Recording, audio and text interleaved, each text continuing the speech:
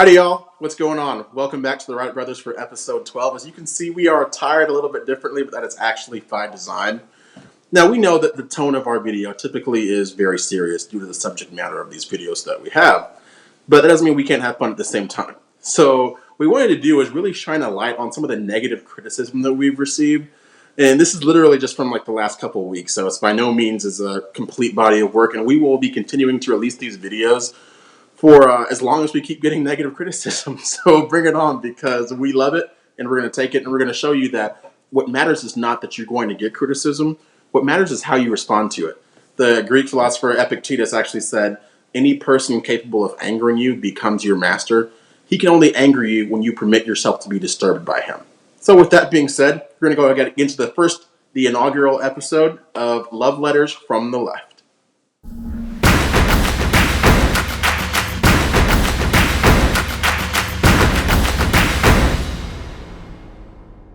So, for our first comment, we have Jay Anderson, who commented on episode 9 on the Cena interview.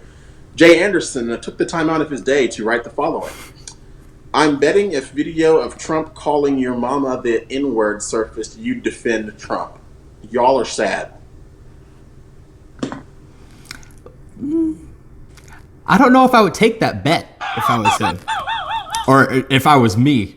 I don't know if I would take that bet in general if I was either party, but I mean, it was a valiant attempt. You know what? I gotta say thank you for stopping by and thank you for commenting. We appreciate that. But you know what? That comment in itself really goes to show people do think that Trump supporters are that brainwashed, right?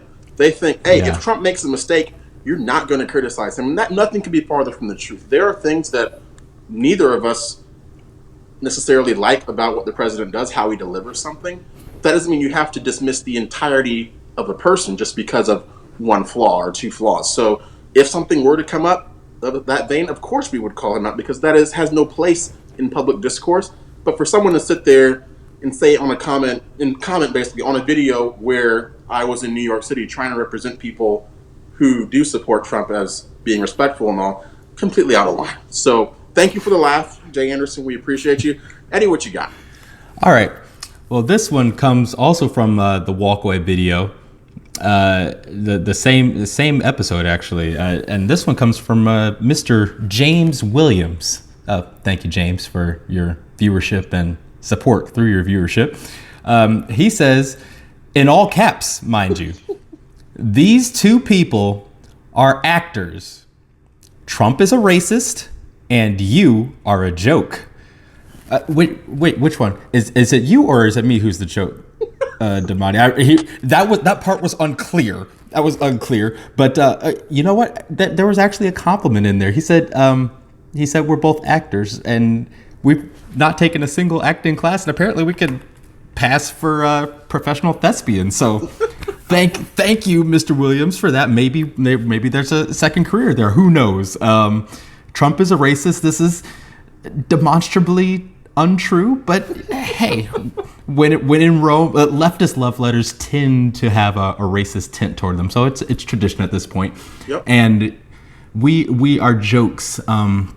Well, maybe we made him laugh. At bringing joy to the world is never a bad thing. So thank you, Mr. Williams, for your comment. He did not stick around for further comment. In fact, I believe he actually tried to delete this one, but guess what? When you send a mean leftist love letter to the Wright brothers, we got you. We got you. Okay. What you got? So on July 4th of this year, I posted the following picture to Instagram, which was basically me with my Trump flag. And the caption said, I was thankful to live in a country where my free speech was fully protected. Just a completely true, honest statement indicating my gratefulness. Seems like we would all agree with that. Oh, you would think, but you know what? Someone took great umbrage to that and felt the need to type out some extreme criticism. So, and I don't even know what this person's name is, but on Instagram it reads, JAKS767 says, back to our regular schedule cooning program of the day. Laughing face emoji, laughing, crying face emoji. So, first of all, I'm trying to figure out, for me as a person, like, where does this whole, when did cooning even become part of the normal lexicon? I don't really understand it. Like, Rocket Raccoon was an awesome character in Guardians of the Galaxy, I'll have you know, so I'll take that as a compliment too, just FYI. Yeah, no, exactly. But basically, so that's one of the common refrains that you're going to get if you're an African American Trump supporter is, oh, you're a coon, which is literally just like a shortened version of the word raccoon, which basically, I guess, is supposed to connote, oh, you black and white. I mean, why not say Oreo at that point? I mean, it's more complimentary. Well, this one, we actually had a double header on this comment, so, feel special about that. This one was actually on a post that Damani and I did on the Walk Away official page, or actually no, I take that back. It came from a video related to the Walk Away movement. It was from Mr. Ferdinand McElroy. So thank you, Ferdinand. And here's what Mr. Ferdinand had to say. He comments, "Why you sell out niggers leaving just before midterms? Ha ha ha ha ha ha. Ha ha ha ha ha ha. This is why people like you are being banned for pushing a fake movement." And he further commented right below, "The Wright brothers, don't you mean sell out?" So basically, there's another one. There's on this post I made on July 4th again. It seemed to really get an incredible reaction from people I don't even know. So whoever's out there, hello. Thank you for watching. Thank you for staying on my social media. But this individual by the name of Evelyn3 says, "F you a clown." Then he inserts the clown emoji. "Man, change your IG name to UncTom14. Period. I like how they included the 14. WTF. That was a nice touch. SMH. How you and Kanye on that?" Okay, so at this point, I already know this person is like way out there. Something happened to this person. Basically, and then he goes into hashtag Black Lives Matter. Hashtag Black Lives Matter. Hashtag Black Lives Matter. Black Lives Matter. And we have not one, not two, but we have 9 fist pump emojis, one after the other. And whoever else that supports Donald Trump. Period. I'm not saying every white person is racist, but at Dominator14, you weak-minded motherfucker. Sorry, this is painful. I'm sorry to read. You a sucker / clown for this. Stand for our rights. Stand for those that's out here getting killed by cops, instead of standing up for a racist that have no problem with white cops killing black people. He don't give a fuck about nobody but himself, stupid. Period. You know what? Back in 2nd or 3rd grade, I believe we would call that a run-on sentence. A run-on sentence from Hades. But I digress. We smushed some words together. I'm just saying. And then in all caps, so in closing, he writes, "No justice, no peace," with 5 exclamation points. Comments like that, you know what? It doesn't even get a response. Because the thing is, when you come at someone from this point of extreme vitriol, you abdicate the ability to have a simple conversation. Because all you're going to do is just throw expletives. You'll notice that in these videos, we don't use expletives at all. And there's a reason for that. It's because anyone can, pull a 4-letter word from the bottom shelf of the pantry and use it at their leisure. But it does not indicate, it's not the proper way to comport yourself in a public forum. The thing is, we are aware that people are watching our videos. We want to make sure that we indicate that we can speak at a high level, and we don't need to devolve or debase ourselves to go to that level to get our points across, because there's so much beauty in the English language. If you just learn how to use it, you never have to use profanity to get your point across. And sometimes you can make your points that much stronger because you know how to use the English language to your advantage. So people like this, who are literally misspelling expletives, or I don't know if that was ebonics coming into. I don't even know. But let's just be honest. So people like that. The key is for these comments. Usually, we don't even respond to them because if we do respond, it honestly gives them what they want. That's not. We're not going to go down in the mud and wrestle with these people. But the thing is, if people do feel so bold to comment, these hateful, hurtful things for no reason other than the fact that we think differently, you know what? Bring it on. It doesn't matter. Like, we can take this all day.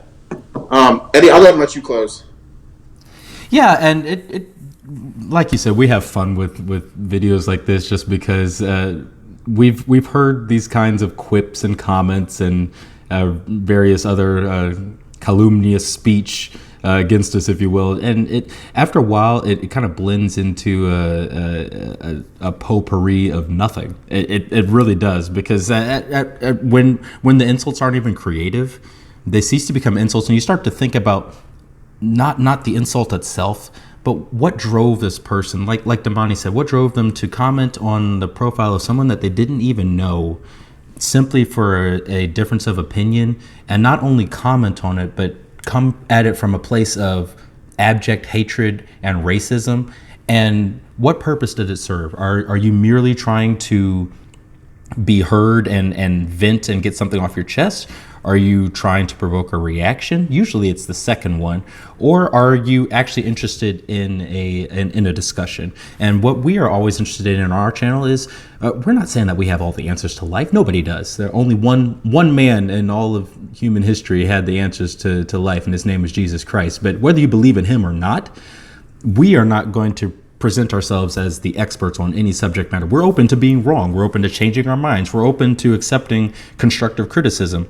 But at the same time, if you are willing to proffer such, you have to come at it in a way that invites a response that is not a defensive one. If you take umbrage with one of our points, we're more than happy to engage, to discuss, to present our further evidence for supporting our position, or vice versa. So it's not so much about winning and losing debates. It's not so much about who is the ultimate arbiter of truth. It's about being genuine, being honest with yourself, and being ready to give an answer for the positions that you do hold. So we'd like to thank everyone who bothered to comment at all. This channel has been an amazing endeavor for us so far. We're only 12 episodes in, and honestly, we had to drill down a little bit to get some of these responses, because the overwhelming majority of the feedback that we get has been so positive. And thank y'all to all y'all in the tribe who've been so supportive of us, and kind of given us that boost that we needed to get our thoughts out into the world. And we can't thank you enough for all the support. So leftist love letters, I'm sure they'll continue, probably get a little bit more intense as the tribe rolls on. But you know what? With y'all behind us, and with nothing but good vibes in front of us, bring it on. So, Damani, you got anything else for us? We can take it home from here. Please like, share, and subscribe. I hope you enjoyed this video. It's a little bit different. We tried to change it up for you all a little bit, because we're not just one-trick ponies. We can actually pivot and change. As Eddie said, there will be other leftist love letters in the future. This is just volume 1. So stay tuned. Keep up the positivity. They'll go out there and keep affecting positive change. And look for episode 13 coming soon. So without further ado, thanks and gig 'em. Thanks and gig 'em. The first revolution is when you change your mind about how you look at things, and see that there might be another way to look at it that you have not been shown. The revolution will not be televised, There'll be no rerun, brothers and sisters. The revolution will be live.